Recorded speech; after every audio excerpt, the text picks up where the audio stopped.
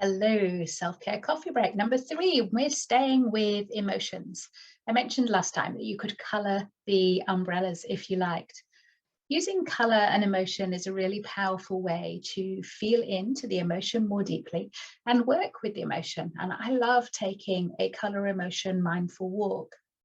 What I do is as I walk around, I see what colors come up for me, the first couple of colors that stand out. And I feel into what that color resonates with. Emotions have a sense of color.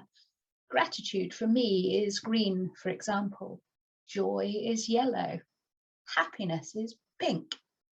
So you might like to feel back into your emotional umbrellas and the colors if you didn't do it. And then think about how you can use that in your daily life to feel the emotions you want to feel more often. So when I go for my mindful walk using color, I'll pick one or two colors that I'm looking for. And wherever I see those colors, and it can be anywhere, it can be depending where you are. If you're walking around the streets in terms of a urban area, it might be writing, it might be posters in shop, it might be things in shop windows, it might be curtains in a house. If you're walking around the country, it might be flowers or sunrise, sunset, wherever you can see those colors. And whenever you see that color, just consciously feel into that beautiful emotion. My mindful color walk yesterday was pink and white. Pink, I've already said, is happiness. White for me is around purity, it's around healing, it's around a spiritual connection.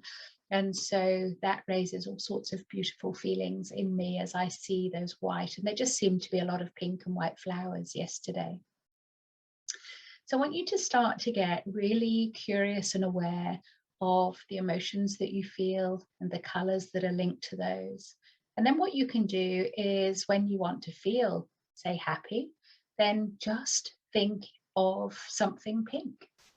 In fact, you can do a little bit like a color emotion gratitude type diary, which is another game that I sometimes play with myself, where I will think of the color and the emotion that I want to feel, and then I will think of all the things of that color that create that emotion in me.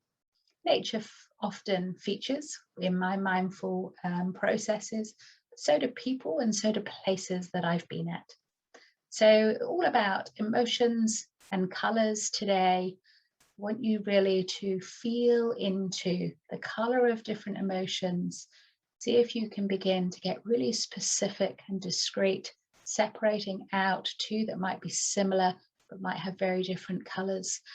You can look up colors and emotional values on Google. This is just one of the charts that I found. This one doesn't make it right. What's really important is what color that emotion is for you. And what happens if you change it? You can see all the shades of green or orange or blue here. If you just slightly change the color, the tone, the depth, even the texture of that color, what does that do to what you're feeling? Start to get really curious about how your emotions can be turned up and turned down so that you can start to take control of them. I hope you enjoy playing with colors and emotions. I've just got one more tool or tip that we will do before we move on to another topic.